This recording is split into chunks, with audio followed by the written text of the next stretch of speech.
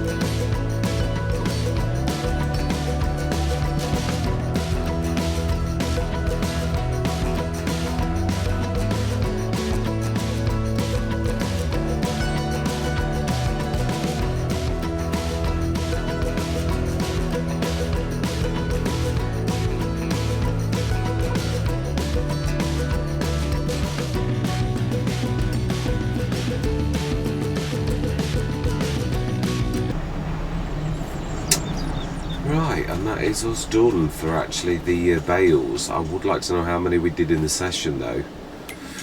Yeah, it was a lot. That's a lot of gathering though for me next time. How many bales produced in the session? 34 bales. Now I do think also that we do need to move the line back. That trailer needs to be totally empty, and it's not going to be done. Obviously, I'm trying to think. I can go. Yeah, I've been trying to stack close to the back of the trailer, but you can. Yeah, I think this time I'm going to need to like literally. Do we invest in the trailer? I think no. Again, because the TPS is useful all of the time. We don't know. We don't know. We might not have a single grass field next time.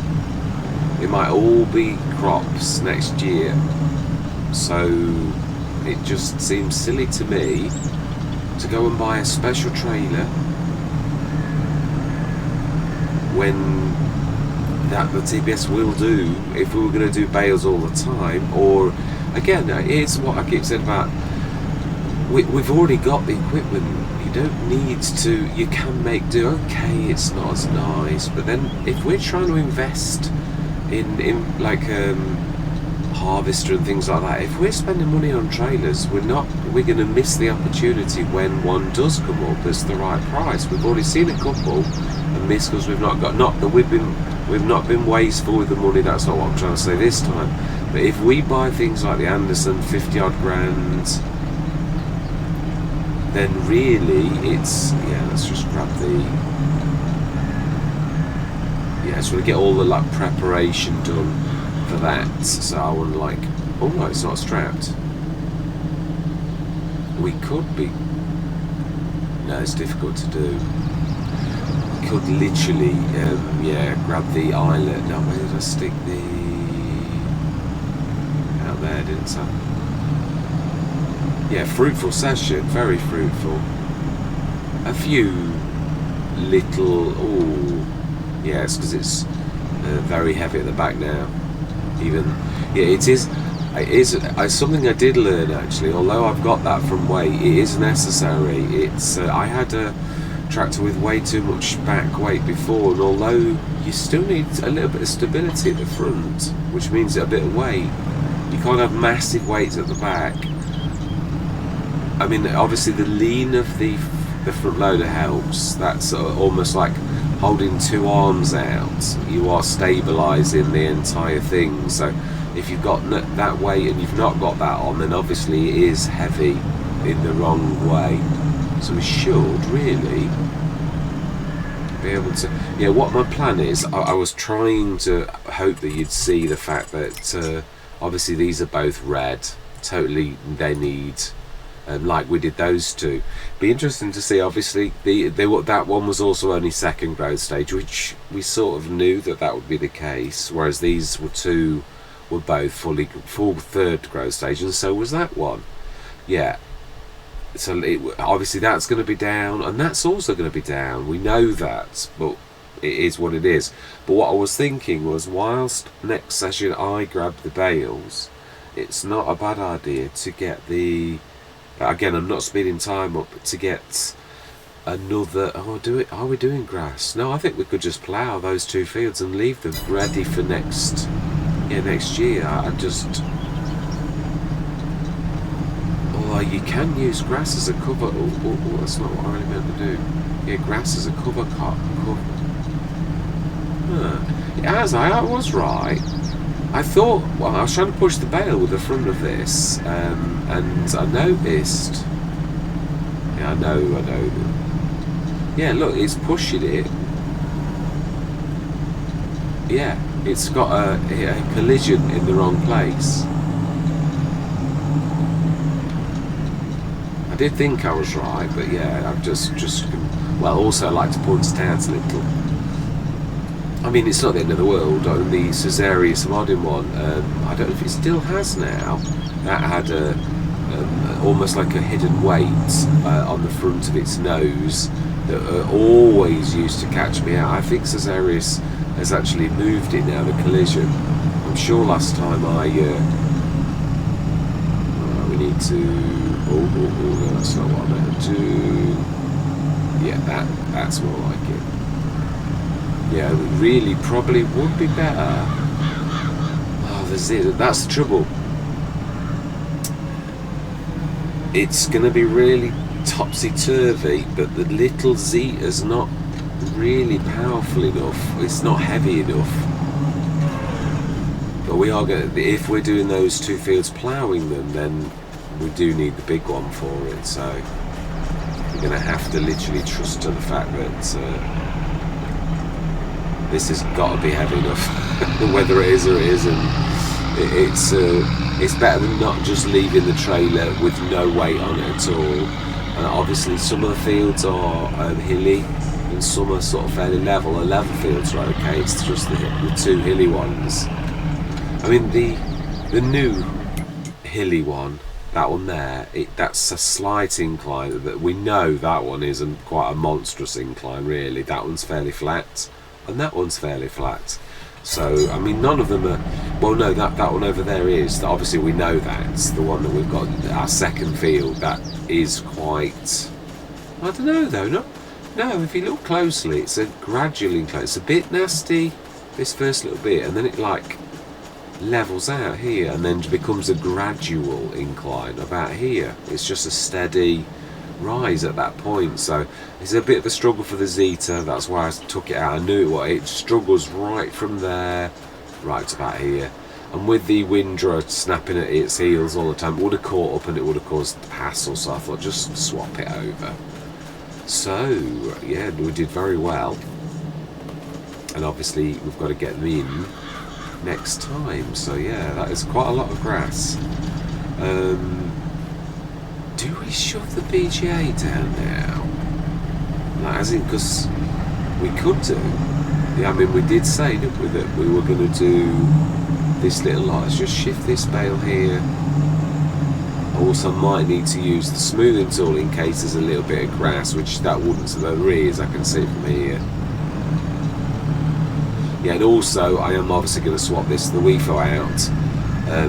As I said, really, I'll give myself the full price for the WIFO, and we will choose another bale fork to test on any one that I'm doing manual bale handling. I'm just going to keep doing that.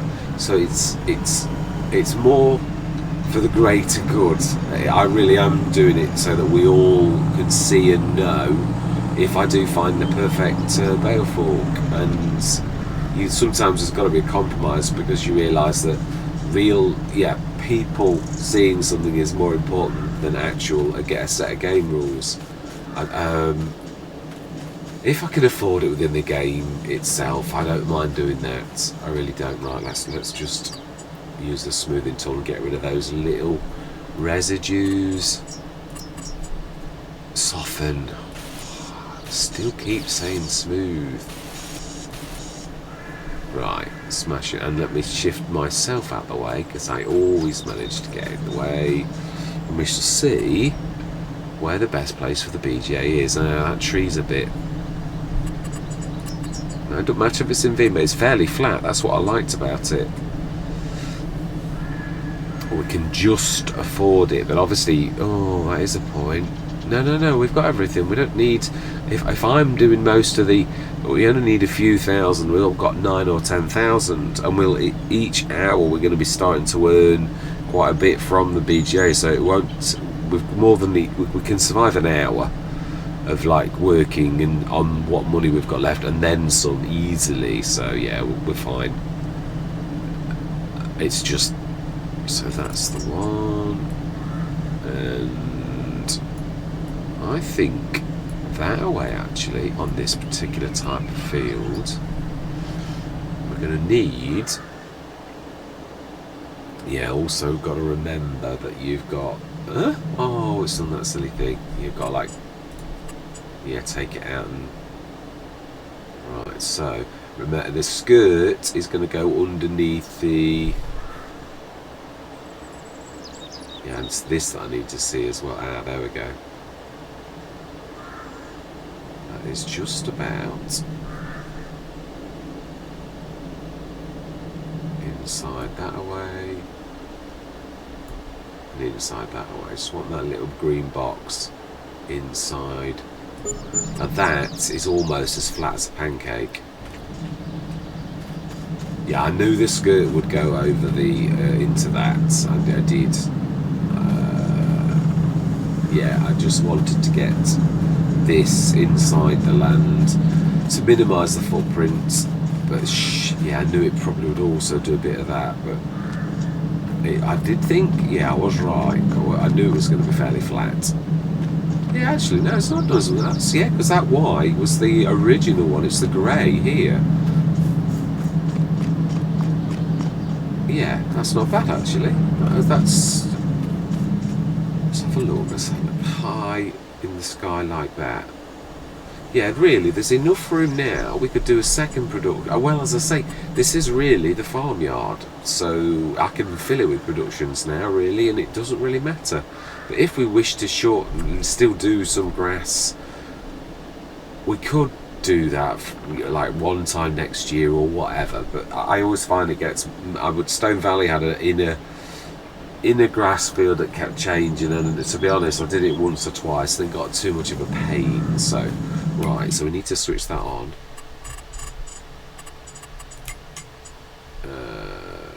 Mini BJ silage. Calling for electric charge. Selling, methane selling, and digestate distributing. Fantastic. So on the hour at 11 o'clock. In fact, let's do that. We don't really need to like worry about an hour. Oh, we do. Hang on, when is the rain come in? We might need to worry. It could be an all-dayer. Let's have a look what the weatherman says. It says 4 o'clock. You know, I'm going to leave it. Yeah, we'll get to that point. So there's not a real rush. Often patience is the answer. So yeah, 30 odd bales to collect next session. And while that's happening, the biggie, which we will get the plough on now, so that I know it's only a little tiny prep thing really, but it's just one less job to do next session really. Also reminds me, because sometimes I'll come in and I think, what have I got to do? If I've got like a plough on this, I probably will know I've got some ploughing to do.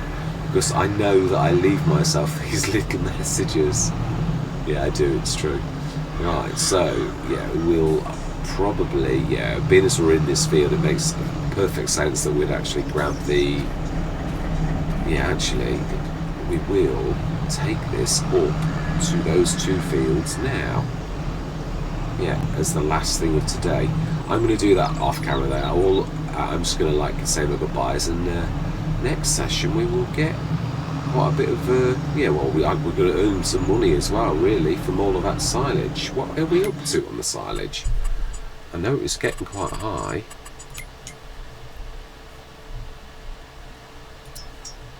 Yeah, 257 tonnes. I mean, that's been gathering for absolutely months. And then of course we've got another lot that's going to go in overnight with these 30 odd bales. 30 times 6 threes. Yeah, I think that's another 100.